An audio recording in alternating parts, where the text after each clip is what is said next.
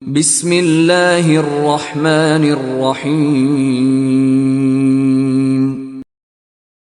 Assalamualaikum warahmatullahi wabarakatuh. Semoga kita selalu dalam lindungan Allah Subhanahu wa Ta'ala dan semoga Allah memberkahi setiap langkah kita. Selamat datang di Sejarawan Channel. Di video kali ini, kita akan menyelami kisah menarik mengenai penaklukan Konstantinopel oleh Sultan Mehmed II, atau yang biasa disebut juga Sultan Al-Fatih, seorang pemuda yang mengubah sejarah dunia dengan ambisinya yang tak tertandingi. Bersiaplah untuk menyaksikan bagaimana sebuah kota yang selama 1000 tahun tak terkalahkan, akhirnya takluk di tangan sang penakluk. Semoga yang like dan subscribe berlimpah rejeki dan masuk surga. Di ambang abad pertengahan, dunia menyaksikan sebuah kota yang berdiri megah dan tak tergoyahkan selama lebih dari 1000 tahun yang bernama Konstantinopel, jantung Kekaisaran Bizantium, yang dikenal sebagai kota yang mustahil untuk ditaklukkan. Kota ini dikelilingi oleh tembok yang begitu kuat, hingga banyak penyerang yang sebelumnya mundur dengan kekalahan.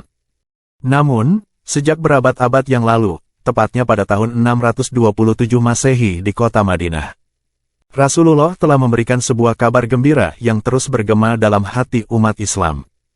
Beliau bersabda, kota Konstantinopel akan jatuh ke tangan Islam. Pemimpinnya yang menaklukkannya adalah sebaik-baik pemimpin, dan pasukan yang berada di bawah komandonya adalah sebaik-baiknya pasukan. Hadis riwayat Ahmad bin Hanbal. Pada tahun 1453, seorang pemuda dengan ambisi yang melampaui zamannya muncul, siap untuk mengubah takdir kota ini. Pemuda itu adalah Sultan Mehmed II, biasa disebut juga Sultan Muhammad Al-Fatih, yang memiliki impian besar untuk menaklukkan Konstantinopel dan menjadikannya pusat kekuasaan Islam yang baru. Dari bayang-bayang masa kecilnya hingga takhta Kekaisaran Utsmaniyah, inilah kisah tentang perjalanan Sultan Al-Fatih menuju penaklukan yang mengubah dunia. Sultan Al-Fatih bukanlah pemimpin biasa. Ia adalah anak dari Sultan Murad II, dan dari usia muda, ia sudah dididik untuk menjadi seorang penguasa besar. Sultan Muhammad Al-Fatih tumbuh dengan pendidikan yang ketat, mempelajari strategi perang, seni memerintah, dan berbagai ilmu pengetahuan. Para guru terbaik di Kekaisaran Utsmaniyah dipilih untuk mendidiknya, memastikan bahwa Sultan Al-Fatih memiliki kecerdasan dan kebijaksanaan yang cukup untuk mewujudkan ambisinya. Sebagai seorang anak, Sultan Al-Fatih seringkali menghabiskan waktunya mempelajari peta-peta kuno dan sejarah penaklukan besar, dengan satu tujuan di dalam hatinya, menaklukkan Konstantinopel, kota yang begitu kuat dan penuh misteri. Setelah Sultan Al-Fatih naik takhta pada usia muda, ia langsung berfokus pada satu tujuan, penaklukan Konstantinopel. Sebagai seorang pemimpin yang cerdik, Sultan Al-Fatih tahu bahwa untuk menaklukkan kota ini, ia membutuhkan persiapan yang luar biasa. Salah satu langkah awalnya adalah membangun benteng Rumeli Hisari di sisi Eropa Selat Bosporus, yang berfungsi untuk memotong jalur bantuan ke Konstantinopel. Benteng ini dibangun dengan cepat dan efektif, menampilkan arsitektur yang mengesankan dengan menara-menara tinggi dan dinding yang kuat. Tak hanya itu, Sultan Al-Fatih juga memerintahkan pembuatan meriam terbesar yang pernah ada, sebuah senjata yang mampu menghancurkan tembok Konstantinopel yang legendaris. Meriam ini, yang dikenal sebagai Basilika, adalah hasil karya seorang insinyur Hungaria yang bernama Orban. Dengan persiapan ini, Sultan Al-Fatih siap untuk menghadapi tantangan terbesar dalam hidupnya. Pada musim semi tahun 1453, ribuan pasukan Utsmaniyah mulai bergerak menuju Konstantinopel.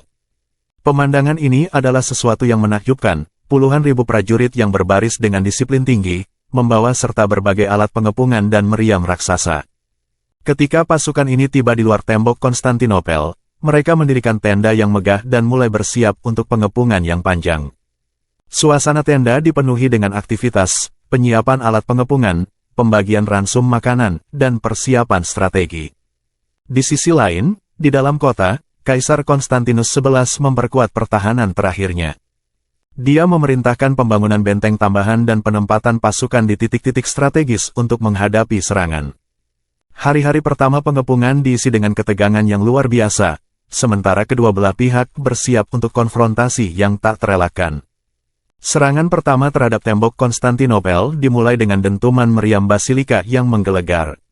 Selama berhari-hari, meriam ini menembakkan peluru besar yang menghantam tembok, menciptakan keretakan dan lubang di beberapa bagian. Penghancuran ini disertai dengan asap tebal dan dentuman yang mengguncang kota. Meskipun tembok-tembok yang kokoh mulai menunjukkan tanda-tanda kelemahan, pasukan Bizantium bertahan dengan gigih, memperbaiki kerusakan di malam hari dan melawan dengan sengit pada siang hari. Sementara itu, Sultan Al-Fatih terus memimpin pasukannya dengan penuh semangat, mencari celah untuk menerobos pertahanan yang sangat kuat ini. Pengepungan ini bukan hanya ujian kekuatan fisik, tetapi juga strategi dan keberanian dari kedua belah pihak. Di tengah pengepungan yang melelahkan, Sultan Al-Fatih menghadapi momen krisis. Kemajuan tampak lambat, dan pasukannya mulai merasa putus asa. Dalam keadaan ini, Sultan Al-Fatih mengundang gurunya, Aksam Saddin, untuk berdiskusi di dalam tenda komando. Di bawah cahaya lampu minyak yang redup, Sultan Al-Fatih mengungkapkan keraguannya dan frustrasinya tentang hasil pengepungan. Aksam Saddin, yang telah banyak memberikan bimbingan spiritual dan intelektual kepada Sultan Al-Fatih, mendengarkan dengan seksama. Dia menenangkan Sultan dengan kata-kata bijak, mengingatkan bahwa setiap usaha besar menghadapi tantangan, dan kemenangan seringkali membutuhkan ketahanan serta keyakinan yang mendalam. Aksam Saddin menekankan bahwa doa dan tekad yang kuat akan memandu mereka menuju kemenangan. Diskusi ini memberikan dorongan semangat baru bagi Sultan Al-Fatih dan pasukannya, membantu mereka untuk tetap fokus dan termotivasi.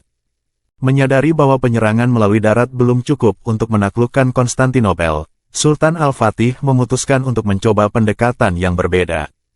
Dalam sebuah tindakan yang memukau, ia memerintahkan pasukannya untuk memindahkan kapal-kapal Utsmaniyah melewati daratan, mengelilingi benteng dan masuk ke Tanduk Emas, sebuah teluk yang menjadi salah satu pertahanan alami kota.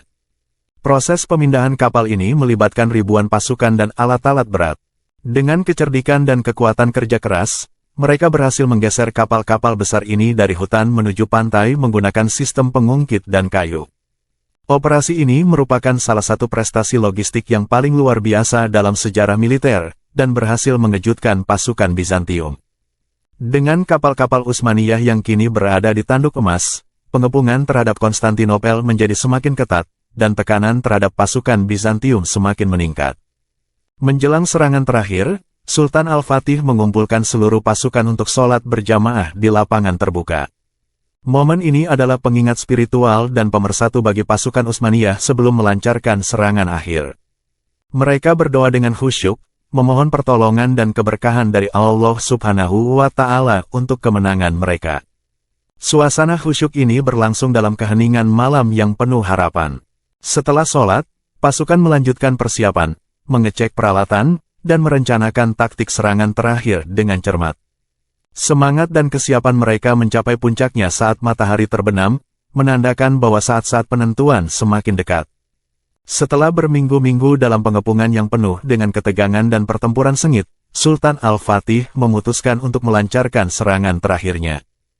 Pada dini hari tanggal 29 Mei tahun 1453, pasukan Utsmaniyah menyerbu tembok Konstantinopel dari semua sisi.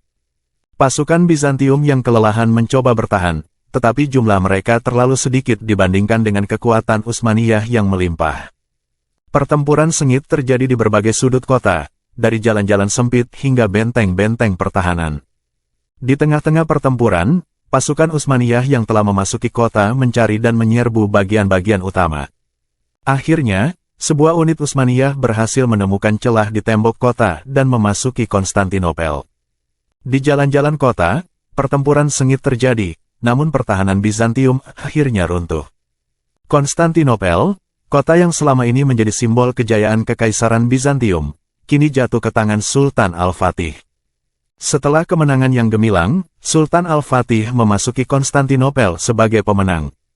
Ia berjalan melalui jalan-jalan yang hancur, dikelilingi oleh pasukan pengawalnya, hingga akhirnya tiba di depan Hagia Sophia, gereja terbesar dan paling ikonik di kota itu. Dengan penuh kekaguman, Sultan Al-Fatih memandang bangunan megah ini dan memutuskan bahwa Hagia Sophia akan diubah menjadi masjid, sebagai simbol kemenangan Islam atas kota ini. Suasana dalam kota mulai berubah, bendera-bendera Utsmaniyah dikibarkan di seluruh penjuru, dan suara azan pertama kali berkumandang dari menara Hagia Sophia. Konstantinopel yang megah kini menjadi Istanbul, pusat baru dari Kekaisaran Utsmaniyah yang semakin kuat. Penaklukan Konstantinopel bukan hanya sekedar kemenangan militer, tetapi juga wujud dari sabda Rasulullah yang menjadi nyata. Peristiwa ini menandai era baru dalam sejarah dunia, membawa cahaya Islam ke pusat peradaban yang baru. Semoga kisah ini menginspirasi kita untuk selalu berpegang teguh pada iman dan mewujudkan mimpi-mimpi besar. Terima kasih telah menyaksikan Sejarawan Channel. Jangan lupa untuk mendukung kami dengan like, share, dan subscribe agar tak ketinggalan kisah-kisah sejarah menarik lainnya. Sampai jumpa di video selanjutnya, dan mari kita terus bersalawat untuk Nabi Muhammad SAW.